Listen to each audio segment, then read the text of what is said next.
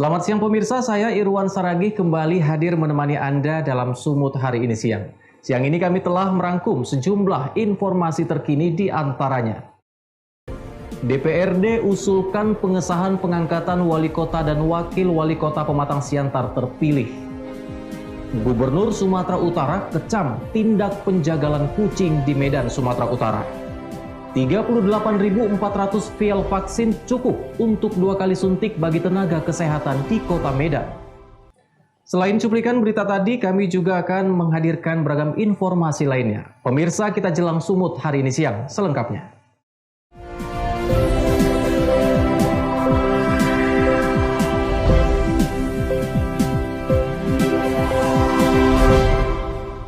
Kita ke informasi pertama pemirsa. Dewan Perwakilan Rakyat Daerah Kota Pematang Siantar gelar rapat paripurna pengusulan pengesahan pengangkatan wali kota dan wakil wali kota Pematang Siantar terpilih.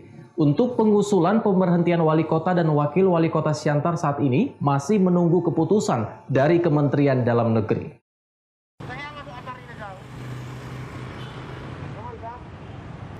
Mengingat surat keputusan Komisi Pemilihan Umum tentang penetapan calon wali kota dan wakil wali kota terpilih, DPRD Kota Pematang Siantar gelar rapat paripurna pengusulan pengesahan pengangkatan wali kota dan wakil wali kota Pematang Siantar terpilih, serta sekaligus pengusulan pemberhentian wali kota dan wakil wali kota Pematang Siantar.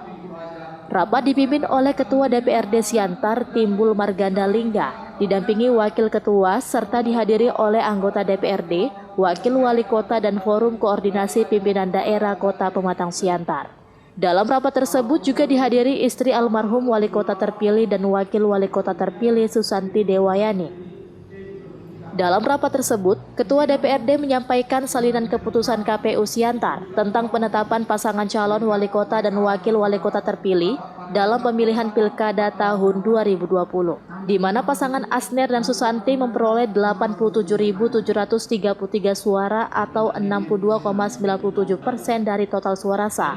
Karena masa jabatan wali kota dan wakil wali kota saat ini berakhir pada Februari 2022 mendatang, pengusulan pemberhentian harus berdasarkan 3 poin, yaitu wali kota habis masa jabatan, masalah hukum, dan krisis kepercayaan publik. Setelah rapat paripurna diskors, hasil paripurna hanya untuk pengusulan pengesahan pengangkatan wali kota dan wakil wali kota terpilih. Karena kalau memang benar tugas dan wewenang maka DPRD adalah salah satu pengangkatan dan pemberhentian. Iya. Cuman di pasal 78 kan dinyatakan ada dasar-dasar pemberhentian itu apa? Antaranya kepala daerah dan wakil kepala daerah diberhentikan karena 1, mengundurkan diri. Iya. 2, tidak dapat melakukan 3 diberhentikan. Diberhentikan kan ini ada. Iya. Nah, 1 habis masa jabatan, 2 masalah hukum, 3 membuat kebijakan yang salah atau krisis kepercayaan publik. Nah, itu ya. Nah, jadi kapan dilanjutkan lagi paripurna terkait dengan pemberhentian ini, Ketua? Ya, kita tunggu aja nanti bagaimana dia. Ya. Ketua, artinya kan dalam aturan itu juga dikatakan paling lama 14 hari setelah DPRD menyampaikan usulan pengangkatan Menteri mengesahkan pengangkatan. Nah, itu dalam regulasi. Jadi Ketua, tadi hasil daripada sidang ini tadinya kan undangan usulan pelantikan dan pemberhentian. Pengusulan pengesahan pengangkatan wali kota dan wakil wali kota terpilih dan pemberhentian wali kota dan wakil wali kota. Akhirnya dirubahlah. Iya. Hanya pengusulan pengangkatan. Pengesahan wali kota dan wakil wali kota terpilih. Berapa lama nanti ya, kita akan Senin harus kita sampaikan ke gubernur, menteri melalui gubernur.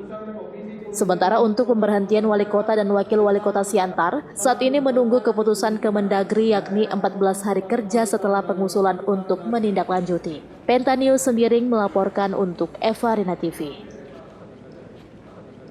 Sementara itu pemirsa, Satuan Narkoba Polres Tanjung Balai Sumatera Utara berhasil meringkus jaringan narkoba pasangan suami istri bersama kakak kandung. Ketiga pelaku dikendalikan warga binaan dari dalam lapas Tanjung Gusta Medan. Satuan Narkoba Polres Tanjung Balai berhasil amankan pasangan suami istri berinisial HR 33 tahun, EV 23 tahun, dan kakak kandung LE 32 tahun. Ketiga pelaku diamankan di tempat yang berbeda oleh kepolisian Polres Tanjung Balai. Dari kedua pelaku pasutri, kepolisian menemukan jenis sabu-sabu seberat 2,32 gram di Jalan Anwar Idris, Kelurahan Gading, Kecamatan Datuk Bandar, Kota Tanjung Balai, Sumatera Utara. Pelaku berinisial LE 32 tahun, pihak kepolisian menemukan barang bukti jenis sabu-sabu seberat 18,82 gram yang disimpan dalam sebuah boneka, timbangan, dan uang jutaan rupiah. Ketiga pelaku dikendalikan warga binaan Tanjung Gusta Medan melalui handphone oleh suami kakak pelaku. Kak, sudah berapa lama jual sabu ini, Kak? Gimana, Kak? 4 bulan. Bahan itu dari mana dapat ya, Kak? Dari abang. Dari abang. Abangnya di mana? LP. Ikatan nama kakak ini apa ini? Kakak kandung. Hasil keuntungannya itu? Hitungannya gimana di dalam lapas? Sama abang ipar itu? Sama abang kandung? Belanja sehari-hari. Untuk belanja sehari-hari ya? Ambil bahannya dari mana? Di jalan. Di jalan ya? Pada kita amankan Satres Narkoba Polres Tanjung Balai atas informasi dari masyarakat, kita amankan suami istri, dan dari yang bersangkutan ada kita temukan barang bukti jenis sabu lebih kurang 2,63 gram. Selanjutnya atas penyelidikan lebih lanjut, kita amankan lagi seorang perempuan. Dari yang bersangkutan kita temukan, kita sita barang bukti lebih kurang 18,20 gram. Ketiga orang ini dikendalikan dari salah satu penghuni lembaga pemasyarakatan di Medan. Saat ini ketiga pelaku ditahan di sel Polres Tanjung Balai dan terancam hukuman 6 tahun penjara dan paling lama 20 tahun penjara. Wanda Pratama melaporkan untuk Eva Rina TV. Informasi lainnya pemirsa, diduga melakukan ujaran rasialisme lewat akun Twitter terhadap mantan Komisioner Komnas HAM Natalius Pigai. Komite Nasional Pemuda Indonesia atau KNPI Deli Serdang melaporkan pemilik akun Twitter berinisial PA alias Abu Janda dan seorang guru besar salah satu perguruan tinggi negeri di Medan.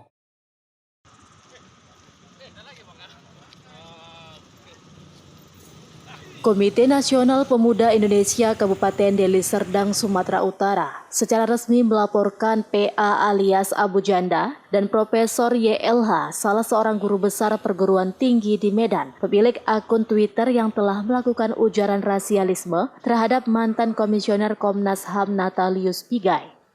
Ketua KNPI Deli Serdang Oka Alam Syaputra bersama Sekretaris Ronggur RD Simorangkir dan sejumlah pengurus mengatakan postingan Abu Janda dengan menggunakan kata evolusi dan postingan guru besar dengan menggunakan foto monyet disandingkan dengan foto mantan Komnas HAM Natalius Pigai merupakan bentuk rasisme. Kita memberikan laporan terhadap oleh Abu Janda dan Profesor Yusuf. Jadi kita sebagai Komite Nasional Pemuda Indonesia DPD Kabupaten Deli Serdang mengambil jalur hukum untuk memberikan laporan terhadap itu. Harapannya agar bisa ditegakkan supremasi hukum, ya kan, karena tindakan-tindakan rasis ini merupakan tindakan yang sangat tidak manusiawi, ya kan, dan itu membuat perpecahan di NKRI ini. Kita berharap ini menjadi sebuah pembelajaran untuk kita semua, bahwasanya kita sangat menolak hal-hal yang bersifat rasis. Harapan besar KNPI ke Kapolri baru agar laporan tersebut ditindaklanjuti secara serius. Diharapkan Rektor PTN itu juga bisa mengambil langkah dan kebijakan atas postingan di media sosial sesuai dengan aturan yang berlaku. Abdul Malik melaporkan untuk Eva Rina TV. Gubernur Sumatera Utara kecam tindak penjagalan kucing di Medan. Beritanya akan hadir sesaat lagi.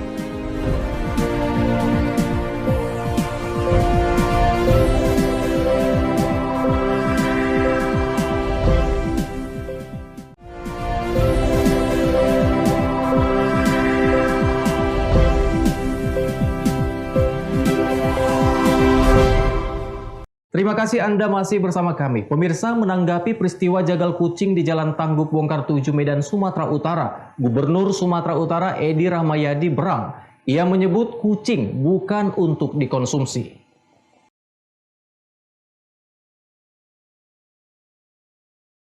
Gubernur Sumatera Utara Edi Rahmayadi berang setelah mengetahui adanya praktik rumah jagal kucing di Medan, Sumatera Utara setelah sebelumnya viral di sosial media. Edi yang juga merupakan pecinta kucing menegaskan kucing merupakan hewan peliharaan bukan hewan untuk dikonsumsi. Dirinya juga menyebutkan mengkonsumsi kucing sangat buruk jika dilihat dari segi etika.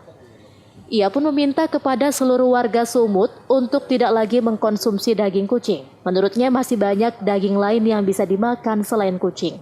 Diketahui sebelumnya polisi melakukan penggerebekan di salah satu rumah yang berada di Tangguk Bongkar 7 dan menemukan goni yang berisi organ kucing serta kepala kucing yang sudah dipotong. Pasti tak baiklah ya kucing ini, apalagi saya pecinta binatang nih, kucingnya banyak kali. Pasti orang itu tak benar. Kucing bukan konsumsi orang. Ya, kucing itu adalah binatang piaraan. Untuk itu rakyatku ya tak boleh itu, dan pasti tak boleh.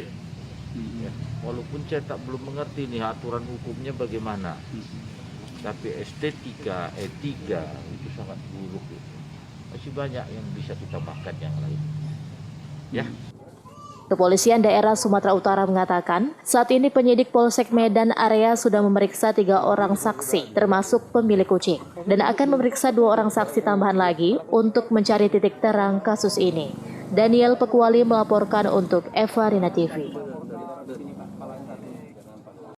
Informasi berikutnya pemirsa, dendam antara 2 kubu geng motor di Medan. Seorang pelajar SMK tewas dikeroyok 17 orang anggota geng. Pelaku juga sempat memviralkan video pembantaian korban dan pelaku membawa kabur sepeda motor korban.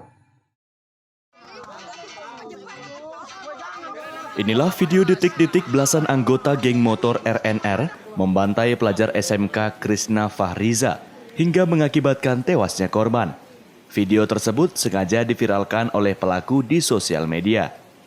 Berdasarkan video tersebut, unit Reskrim Polsek Sunggal melakukan penyelidikan dan berhasil menangkap 7 orang pelaku penganiayaan.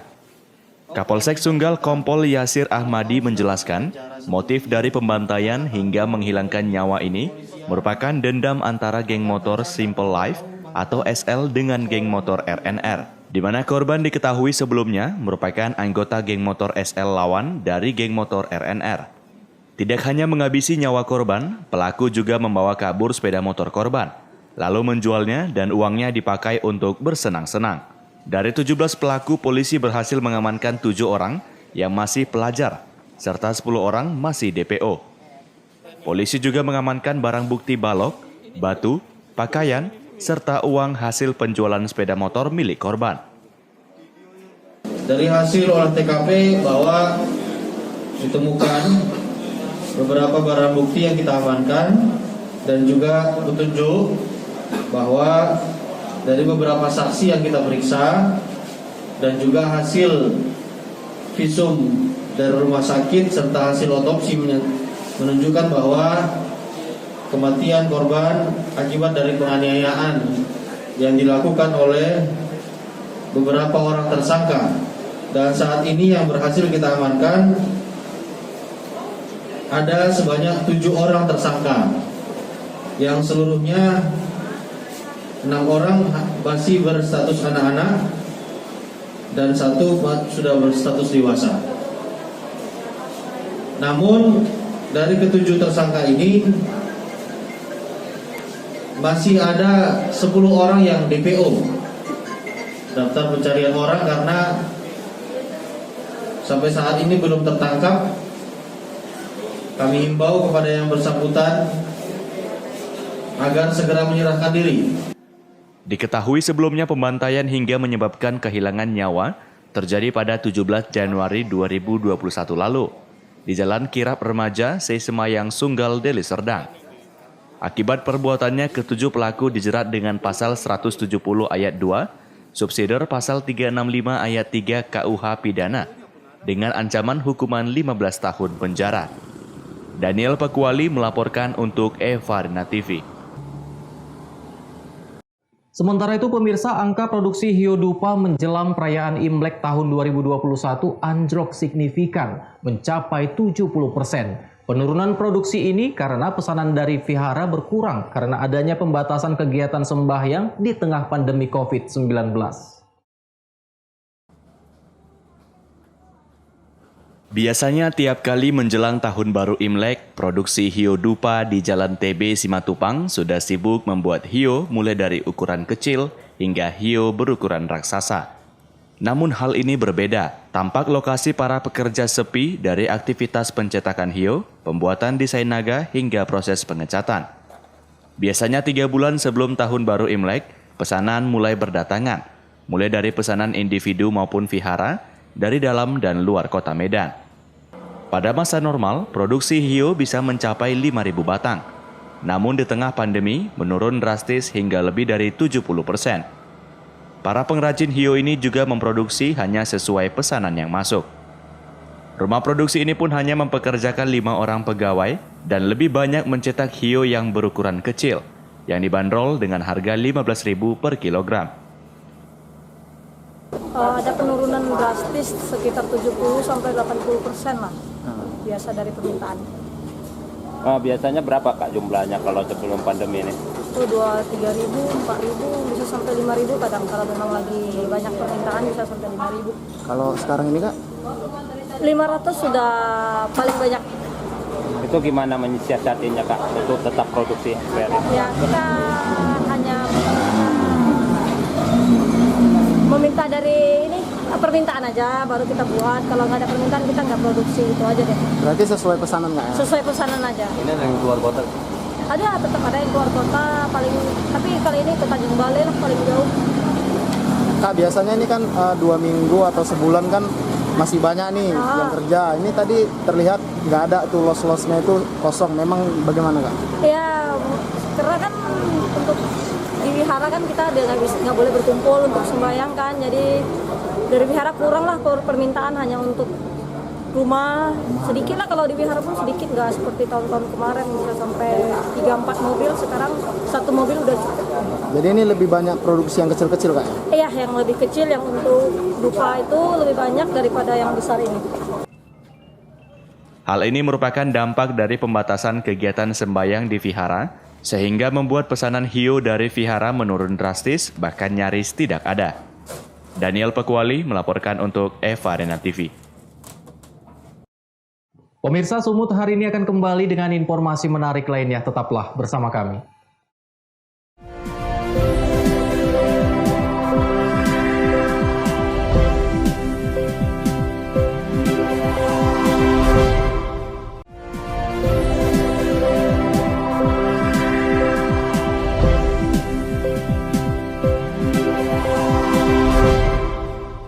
Terima kasih Anda masih bersama kami pemirsa. Tenaga kesehatan di Kota Medan, Sumatera Utara kembali menjalani vaksinasi dosis kedua. Sebanyak 8.943 tenaga kesehatan di Kota Medan telah menjalani vaksinasi.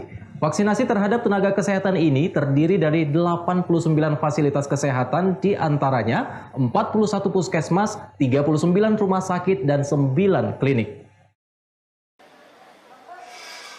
Dinas Kesehatan Kota Medan telah melaksanakan vaksinasi COVID-19 terhadap tenaga kesehatan yang ada di Kota Medan, Sumatera Utara sebanyak 2 kali. Vaksinasi COVID-19 dosis kedua ini kembali dilakukan setelah 2 minggu dilaksanakan dari dosis pertama. Tercatat 49,3% tenaga kesehatan yang ada di Kota Medan sudah dilakukan vaksinasi atau sebanyak 8.943 orang dari 18.141 tenaga kesehatan yang sudah terdaftar sebelumnya. Vaksinasi terhadap tenaga kesehatan ini terdiri dari 89 fasilitas kesehatan yang memenuhi persyaratan untuk melakukan vaksin, di antaranya 41 puskesmas, 39 rumah sakit, dan 9 klinik.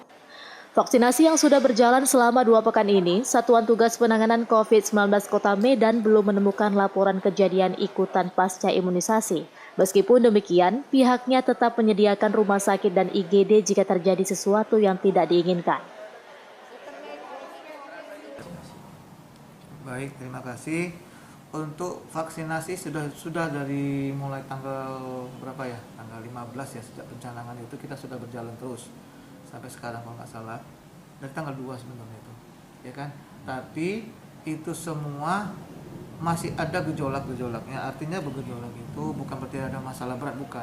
Ya itu tadi, dengan ditemukannya masih ada mungkin cara pencatatan yang belum sempurna, atau masih ada beberapa teman yang masih enggan, ya itu sudah kita lakukan edukasi. Bahkan pimpinan kita, kepala dinas sendiri pun langsung turun untuk melakukan edukasi, sosialisasi di semua stakeholder kita, baik itu di dinas maupun di puskesmas. Dengan berkembangnya berbagai kegiatan, dengan berkembang berbagai persoalan selama di lapangan, ini akan kita semakin terus kita diskusikan dengan pusat maupun dengan provinsi, sehingga nanti mungkin lebih dipermudah untuk melakukan vaksinasi kepada tempat-tempat rujukan vaksinasi, di mana kita pada saat ini yaitu di 41 puskesmas, kemudian di 41 puskesmas kita semua ya, 40. Stok vaksin sebanyak 38.400 vial atau dosis dan cukup untuk 2 kali pemberian bagi tenaga kesehatan yang sudah terdaftar di Komite Penanganan COVID-19 dan Pemulihan Ekonomi Nasional. Wahyu Pratama melaporkan untuk Eva Rina TV. Sementara itu pemirsa, pemerintah Kabupaten Karo menerima sebanyak 3.760 dosis vaksin Sinovac serta logistik vaksinasi dari Dinas Kesehatan Provinsi Sumatera Utara. Rencananya vaksin Sinovac ini akan digunakan lebih dahulu kepada tenaga medis. Dengan pengawalan ketat personil Polres Tanah Karo, vaksin Sinovac untuk penanganan COVID-19 tiba di Kabupaten Karo, Sumatera Utara. Sebanyak 3.760 dosis vaksin serta logistik vaksinasi diserahkan oleh Dinas Kesehatan Provinsi Sumatera Utara untuk penanganan COVID-19 di Kabupaten Karo. Bupati Karo dan Kapolres Karo hadir di lokasi untuk proses penerimaan vaksin COVID-19. Menurut Bupati Karo, rencananya vaksin akan digunakan terlebih dahulu kepada tim medis lingkungan Dinas Kesehatan Kabupaten Karo, kemudian menyusul pimpinan daerah. Untuk proses vaksinasi masih menunggu arahan Dinas Kesehatan Kabupaten Karo. Harapannya dengan adanya vaksin ini dapat menambah semangat dan mengurangi kekhawatiran petugas medis dalam penanganan COVID-19. Kita dari pemerintah Kabupaten Karo telah menerima vaksin Sinovac yang didistribusikan dari pemerintah pusat ke provinsi dan sekarang di Tanah Karo dengan sejumlah 3.760 vaksin. Dan ini nanti diatur distribusinya oleh Dinas Kesehatan, tanggal berapa dimulai dan dibagi kepada siapa dan berapa periode, nanti teknisnya nanti Dinas Kesehatan yang memulai. Namun yang pasti barang berupa vaksin telah kita terima di Kabupaten Karo. Pak, sejumlah 3.000 nanti yang kita utamakan apa ini Pak? Tenaga medis kah? Yang kita utamakan pertama sebagaimana mekanisme yang diperintahkan dari pusat tenaga kesehatan, dan setelah itu nanti entah dari Polkopimda atau bagaimana kita nanti. Yang pasti tenaga kesehatan dahulukan. Usai penyerahan, vaksin dibawa ke gudang penyimpanan Dinas Kesehatan Kabupaten Karo dan dimasukkan ke dalam kulkas pendingin untuk menjaga suhu agar vaksin tidak rusak. Chandra Bukit melaporkan untuk Eva Rina TV. Pemirsa, informasi tadi sekaligus mengakhiri pertemuan kita dalam Sumut hari ini siang. Saya Irwan Saragih, mewakili kerabat kerja yang bertugas pamit undur diri dari hadapan Anda. Terima kasih atas kebersamaannya dan sampai jumpa.